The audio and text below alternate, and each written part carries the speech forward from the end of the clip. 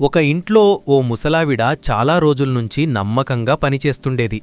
ఒకరోజు ఆ ఇంటి యజమాని డైమండ్ నెక్లెస్ కనిపించకుండా పోతుంది. ఆ నెక్లెస్ను ఆ ముసలావిడ దొంగతనం చేసిందని యజమాని భావించి ఎలాగైనా ఆమెను పోలీసులకు అప్పగించాలని కోపంతో రగిలిపోయింది. కాని ఆ ముసలావిడ రోజూలాగే ఇంట్లో పనులు ముగించుకుని మిగిలిన భోజనాన్ని తన ఇంటికి తీసుకెళ్ళింది. అది చూసిన యజమాని ఆమెను అనుమానిస్తూ రహస్యంగా ఆమె వెనకే వెంబడించి ఇంటి వరకు వెళ్ళింది. అక్కడ ఆరోగ్యం సరిగా లేక నడవలేని స్థితిలో ఉన్న తన భర్తకు ఆ ముసలావిడ తను తీసుకెళ్లిన మిగిలిన భోజనాన్ని ఎంతో ప్రేమగా తినిపిస్తూ ఉంది. అక్కడి పరిస్థితిని చూసి కోపంతో రగిలిపోతూ వచ్చిన యజమాని మనసు ఒక్కసారిగా చలించిపోయింది.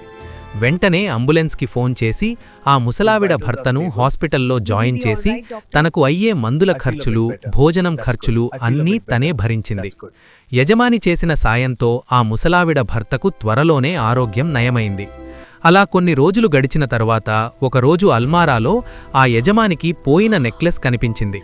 అది చూసిన యజమాని, నేనెంత పెద్ద తప్పు చెయ్యబోయాను, ఎప్పటినుంచో నమ్మకంగా పనిచేస్తున్న ఆ ముసలావిడను పోలీసులకు అప్పగించాలనుకున్నాను అంటూ కన్నీరు కార్చింది.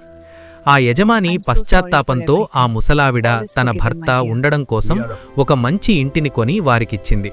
అలాగే వారు జీవించడానికి కొంత డబ్బును కూడా మంచి మనస్సుతో అందజేసింది. అందుకే ఎవరినీ కూడా తొందరపడి అపార్థం చేసుకోకూడదు. ఈ స్టోరీ మీకు నచ్చి ఉంటే please like, share, comment and subscribe.